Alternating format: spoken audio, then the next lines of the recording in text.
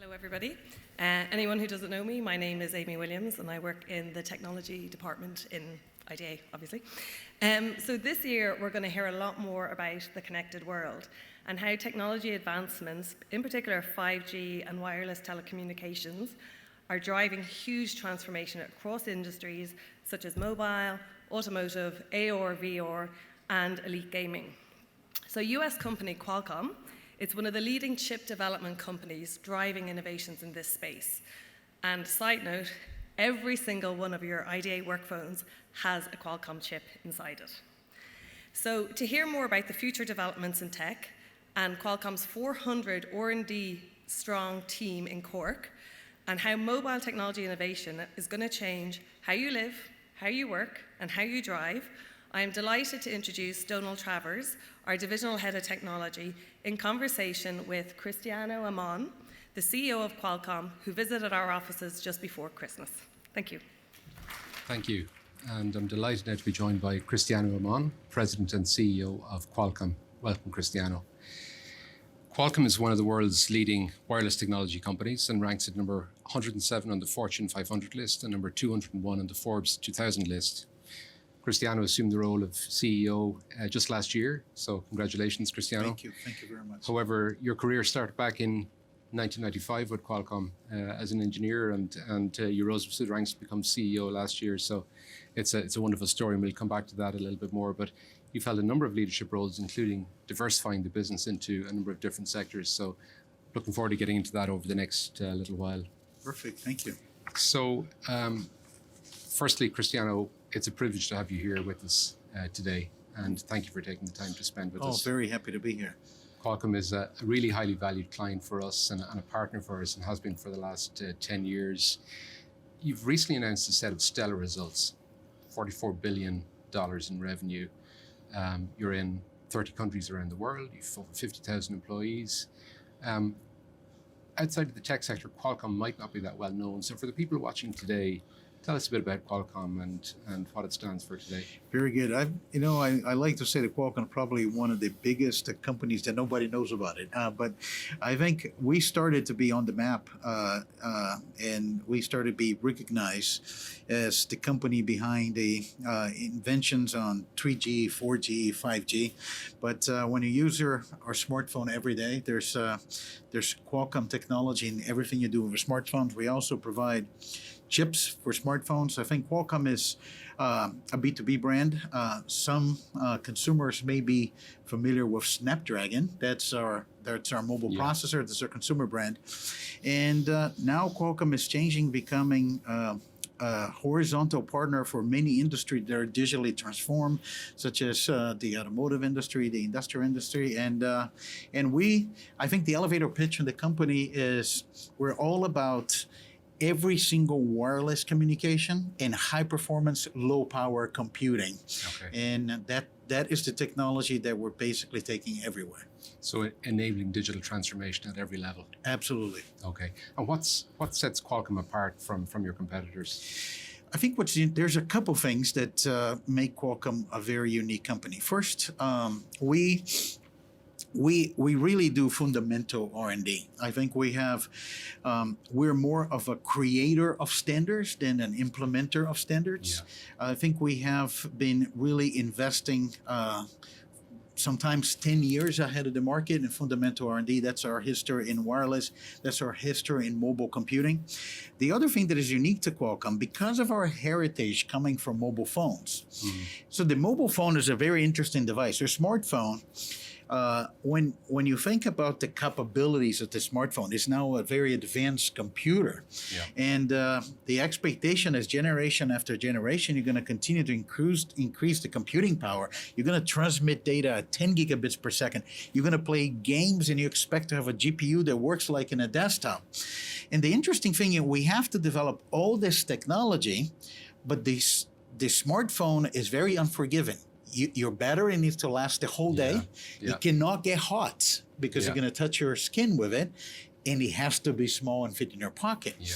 So that drove the company to develop, fundamental technology to create those high performance computing into a low power device. And we have we had no choice but to become good in each one of those technologies. So unlike some of our peers that you're going to have somebody that it's a computing company specialized in a GPU, or a computing company specialized on CPU, or a communication company specialized in Wi-Fi, we have to have the number one position in CPU and GPU, in image signal processors, in artificial intelligence processors, in video, in cellular, in satellite, and everything. And I think that's the unique thing about Qualcomm. I think we have basically technology across many domains, and that's, I think, the reason we're excited about our future as we go to other industries beyond mobile. Yeah, so you can't think of any one component on its own in isolation. You've got to think of the entire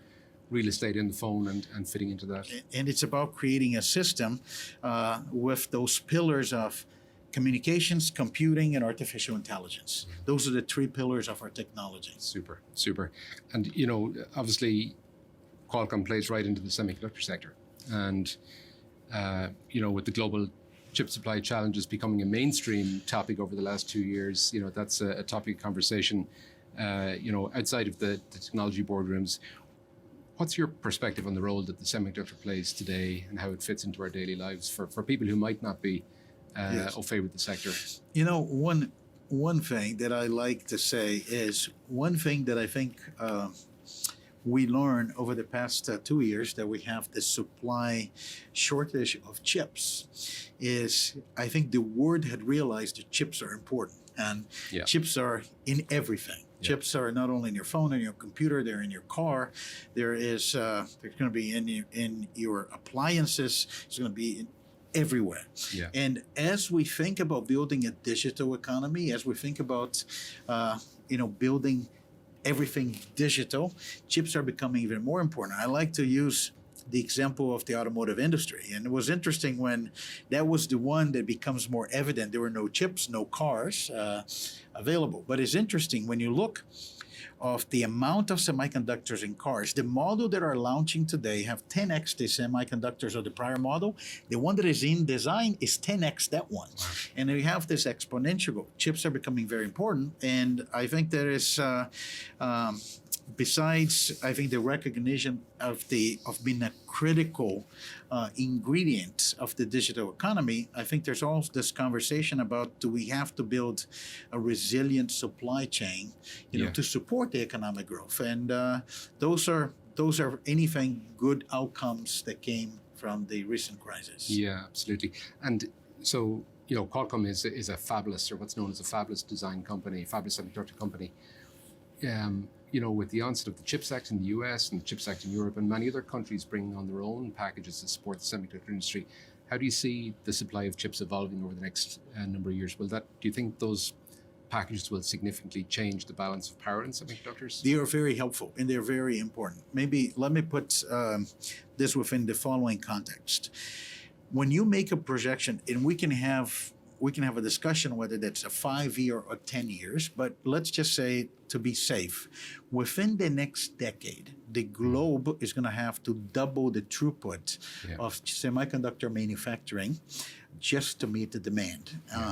So when you look at that prospect, there is an incredible benefit of having a geographically diversified supply chain for semiconductors. Because we're fabless, we're the largest fabless company, we feel sometimes the same way at the US government, the European government. We want manufacturing to be available because we need manufacturing. And I think those programs are very important because they're going to help drive investments in semiconductors in different locations versus continue to concentrate in certain locations. And the good thing is, semiconductor is such a diverse industry that is, one country is not going to be able to do everything.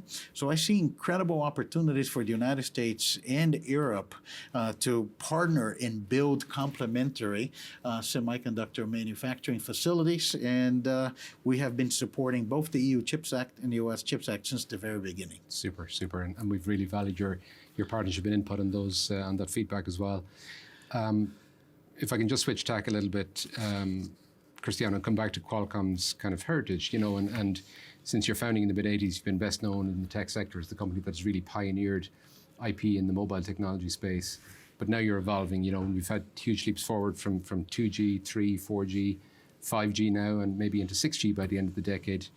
Can you share your insight on what this means for the evolution of computing? You've talked a little bit about it already in terms of Qualcomm's approach to different sectors, but fundamentally, for people who are looking in today, what does 5G mean, and what will 6G mean in terms of the compute power we've got in our hands and all around us? Very good question. So maybe I'll start talking about. I like go back in history and talking about every generation of wireless. When we set ourselves to invest in R&D, we knew there was a problem to be solved, right? When cellular started in analog, it was everyone will be able to see that's an incredible value for you to carry a telephone with you. So we needed to move to digital cellular to make sure, can we solve the problem so everybody in the world can have a telephone? Yeah. As we get to the transition of 3G and was about connecting the phone to the internet, you saw what happened. Everyone with their, you started to see text and email, and I think you remember, everyone with their Blackberries and when we got to 4G, it was about bringing broadband. And quickly, when you realize if you're going to bring broadband to mobile devices, you need to have a computer in the palm of your hand, and that does a lot of the development of the smartphone. 5G, it was designed to solve a different problem.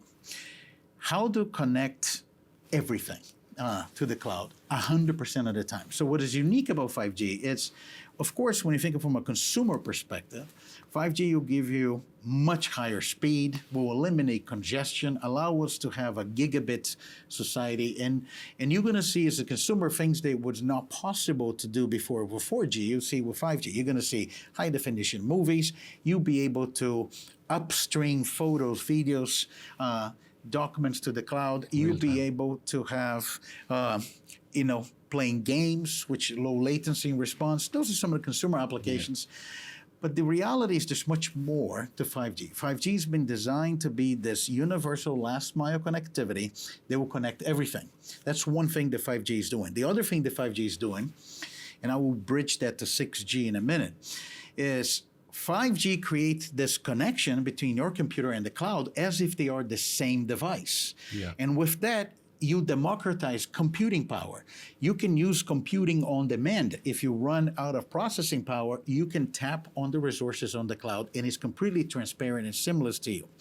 And the other thing that 5G does is, for the first time in wireless, we have the ability to support mission-critical technology. Great examples of that is you can think about an autonomous car that needs to make a decision that could be, the accident or not in real time, all the way to telemedicine, all the way to manufacturing equipment in precision manufacturing control by the cloud. And the examples are countless. So that's what 5G brings. It's this interconnection fabric for everything. It's wireless from consumer to mission critical data in this gigabit society. And we're still, it's incredible. We have now, if I'm not mistaken, about 230 operators in 90 countries that have launched. They're deploying 5G. We're going to be building the critical infrastructure. And that's going to lead us to a point that when something is not connected, we're going to say that's the exception. Why is this thing not connected? That will be the exception. And that leads us to 6G. I think 6G is really about adding to this connection fabric.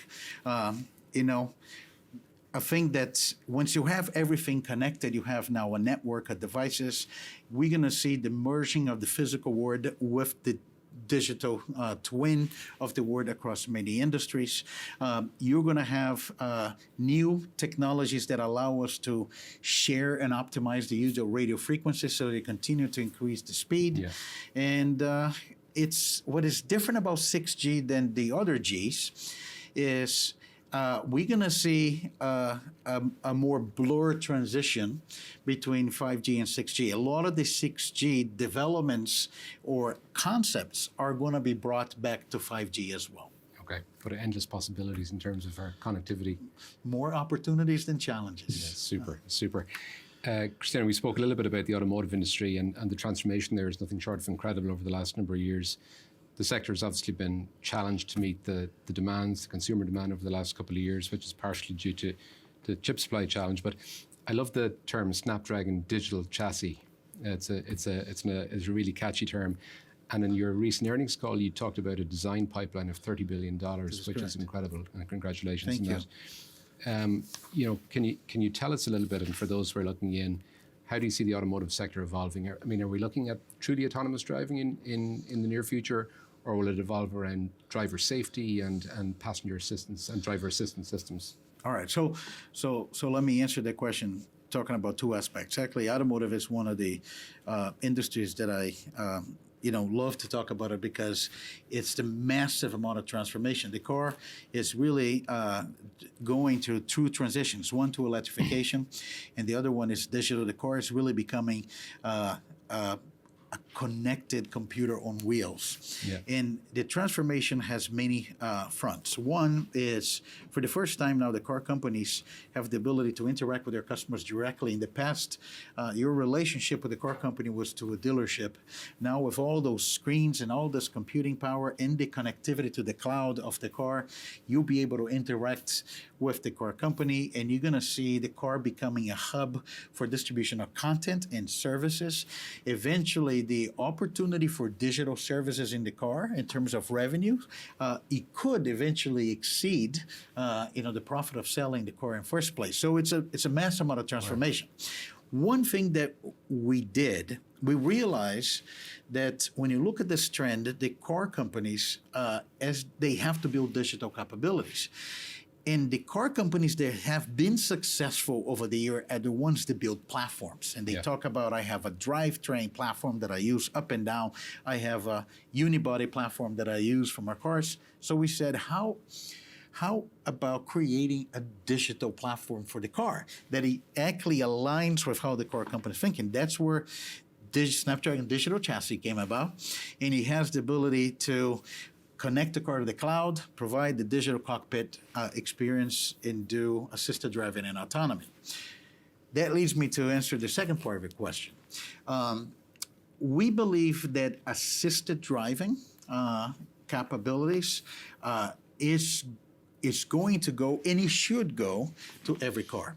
Like airbags and ABS brakes, the ability for you to have, at a minimum, a level 1 or level 2 of assisted driving. I think that will be attached to every car, from premium to entry-level cars. I see that there's going to be a lot of scale being built for highway autopilot. I think that's level 3 plus. Full autonomy is going to take a little bit more time. Yeah. But I think the value created by technology in providing assisted driving at scale, it can drive the industry to really try to get to a zero crash goal, and I think that's possible with technology. Okay. Super. And when I hear your description of it, it sounds like we won't want to leave our cars in years to come when we get home in the evening time. Yes. The smartphone has enabled so much. From the original PDAs, from handspring and palm back in 20 years ago, through to the iPhone. And I had one. Yeah, me too. At the time, it was an amazing device. But now we've two dominant platforms. We've got Apple iOS and Android really dominating the market. But for a consumer looking here today, we've talked about automotive a little bit, and where how everything will be connected to the cloud and how Qualcomm will help to enable that. But what are the other innovations that consumers should think about and look forward to that would be enabled by Qualcomm and your peers? Very good. Look, we, of course, you should think of Qualcomm. We have our technology. We provide, for example, modems for the iPhones. But on the Android space, we provide the Snapdragon platform, which is our mobile processor. And we see a lot of innovation coming to mobile phones. And I'll put them in the following categories. The number one technology transition that we see in smartphones today is my number one growth area in terms of processing capabilities is artificial intelligence or machine learning, on-device artificial intelligence. And we see a lot of interesting use cases, from natural language translation to smart assistant to security. As you make the phone more intelligent, for example, you will look at behavior and say, I'll just give an example. If you send an SMS message, you didn't open the keyboard and you didn't type, that was a security issue. The phone will understand it. All the way to how we think about something as simple as photography. You take a photo, it's night, you don't have any light, but based on what the image sensor can detect, he knows this is a sky, this is a tree, and apply different colors, right? So you have to facial recognition. So there's a lot of innovation happening with on-device intelligence, even as simple as finding out what's the best signal for your phone and the highest possible performance for whatever you're doing. The other thing that we see happening is new form factors. The phone I use is a flip phone. I think I always been a big fan of the flip concept, and now I can do that with smartphones. We see bigger screens. You start to see the convergence between a tablet and a phone or foldable devices. The number 3 is gaming. With more capable devices, like we support GPU with ray tracing that you see on top of the line GPUs in the PC gaming industry. And you're starting to see main gaming titles. Mobile gaming is one of the fastest growing use cases in cell phones. And I think the last one is productivity. We learned through the pandemic that it has even changed how we think about calls. We used to make phone calls like this, then we start texting. Now we make phone calls like this. Absolutely, and the phone became part of productivity. So one of the things we're seeing is now a lot of interest in adding more productivity capabilities. The phone as a work tool. Yeah, absolutely. And that's benefiting us all. So just taking the conversation on a little bit, Cristiano, how important will, we talked about the Snapdragon brand, but how important will partnerships be to help you achieve your aims over the coming decade? Very important. One thing that we realize is, we always had a consumer brand. As I said in the beginning of a conversation, not everybody knows Qualcomm, but a lot of people know about Snapdragon. And it's because, a smartphone is your most loved device. That's with you 100% of its time. And we have now an educated smartphone user that wants to know what's behind the screen. Just as a data point, we realize, for example, in a country like China, awareness of a Snapdragon is more than 80%, which is incredible. So we realize that there is a lot of interest in the Snapdragon brand. We created a community, Snapdragon Insiders. We're approaching, I think, if not exceeded, about 10 million, members who want to get insights. And we've been partnering with a lot of company to find synergies between our brand and other brands. We've been doing a lot of sponsorships. If you watch Formula One this season, you probably saw Snapdragon in one of the cars. And I think we see a lot of interest for digital, and that's an opportunity for development of the brand. It's super. And of course, of interest to a lot of people watching today will be your partnership with Manchester United. Yes, absolutely. Tell us a bit about that and how that came about. Look, it's I think it was a great combination. Besides the red color, which is the same color as Snapdragon, it was a great combination. First of all, soccer is very popular everywhere. I've been born and raised in Brazil, so I can talk to you a little bit about soccer, even though I'm disappointed with this current World Cup. But Manchester United has a large fan base around the world. But there's also a lot of things that happen with the fans to mobile devices. So we saw an opportunity to both combine the brands in a classic sponsorship, but also an opportunity to use our technology to apply to Manchester United. And one of the things is how you think about the stadium, Old Trafford. The fan experience. One thing that we believe there's a lot of potential in sports, and we're still scratching the surface, is not only the fan experience, but how do you actually bring a stadium experience to somebody's somewhere else. When you think about technology such as virtual reality, augmented reality, you can immerse fans into the game with the technology, and we can produce the devices, we can help build the content. So I think there's a lot of interesting interception of technology in sports, and I think that's going to be a good story for Snapdragon and Manchester United. Yeah, well, best of luck with that. For those of us who are long-suffering Man United supporters, we hope it's a mutual success. I'm just going to switch a little bit now to your presence here in Ireland, and Qualcomm is a company that IDA is lucky to call a client and a partner for the last nine or 10 years. And under the leadership of Paul in Cork, you've built a team there of 450 people from beginnings as an IT centre of excellence and now a chip design centre of excellence. I'd love to ask you to share your impressions of Ireland, what you've seen, and how Ireland and Qualcomm have partnered, and maybe what that looks like for you into the future. Happy to. It's a great partnership. We're very proud of what we achieved together. You know, our R&D office in Cork is actually one of the fastest growing R&D offices in Qualcomm. We also see incredible opportunities to continue to grow as the companies grow into all those industries. And it was truly a great partnership. It was, availability of talent, I think, motivated people. I think we love our Ireland team. They're part of the Qualcomm family.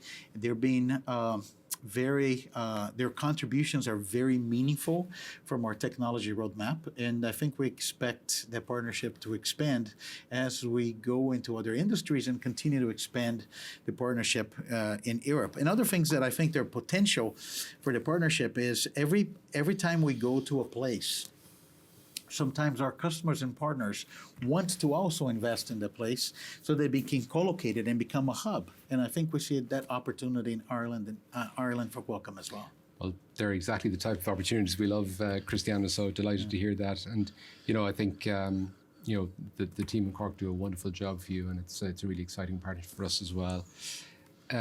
Finally, Cristiano, I know we're running out of time here, but if you would indulge us for a moment, I'd love to hear a little bit about your own professional career. You've obviously been with Qualcomm for a long time now at this stage, but previously you had roles with Ericsson, NEC, and with others.